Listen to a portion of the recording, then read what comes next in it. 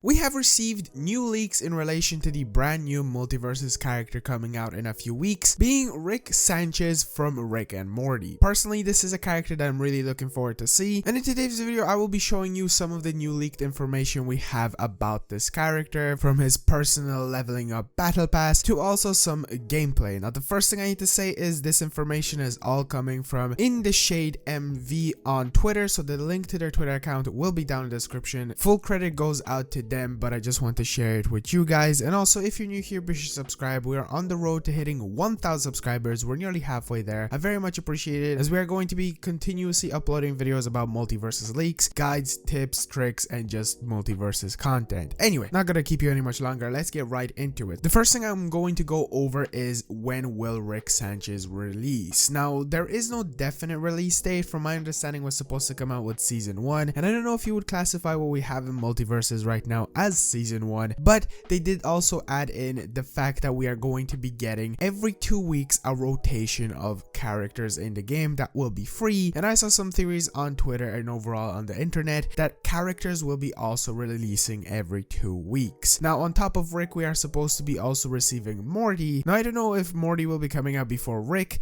but we might be actually receiving either one of those characters in the next following days. Fingers crossed about that. Now, from what I'm going to guess, Rick is going to cost you around 3,000 gold, and the reason for that is when we look at his battle pass from this leaked image, it says that he's an expert character. Looking at the pattern that characters like Arya Stark, Iron Giant, or even Steven Universe have, they all cost 3,000 gold because of their expert category, which Rick seems to be a part of. And 3,000 is quite a lot, but considering it is Rick, it's just one of those characters that you'd expect to cost a bit more, since I feel like he will be on high demand to be playable. Now, looking at his actual battle pass, or whatever you want to call it, his leveling up system, it isn't exactly finished, as tier 1, tier 3, and tier 5 seem to not have anything inside of it, but in between those we can also see some different perks which seem to be the similar ones we see on other characters. Moving on to his later tiers though, we can actually see some very interesting rewards, and that is starting from tier 8, we can see his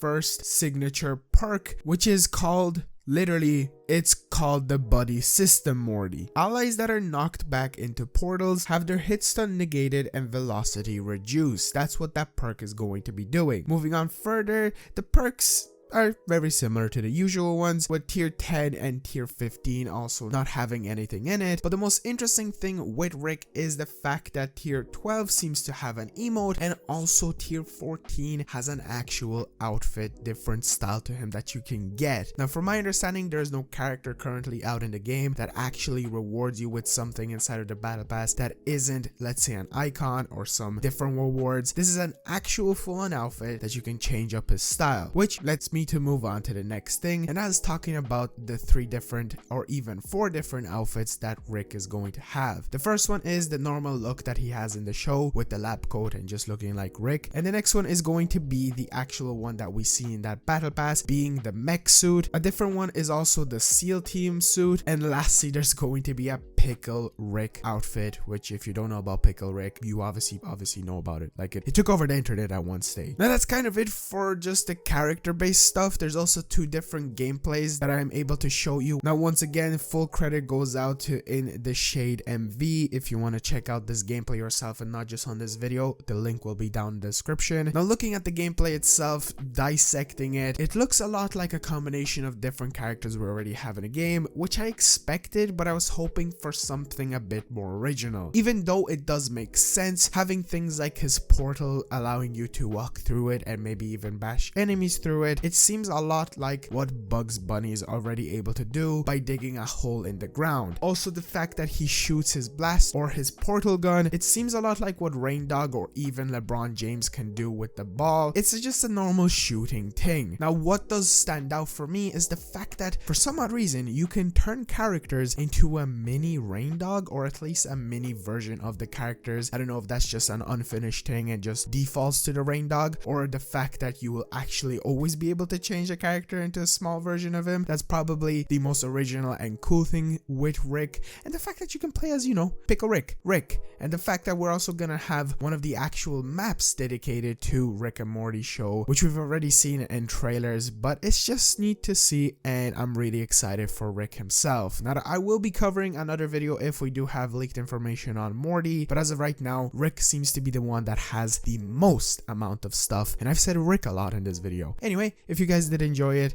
be sure to drop a like on the video, be sure to subscribe. Once again, 1,000 subscribers goal and stuff like that. Anyway, thank you, and I'll see you guys next one. Peace out.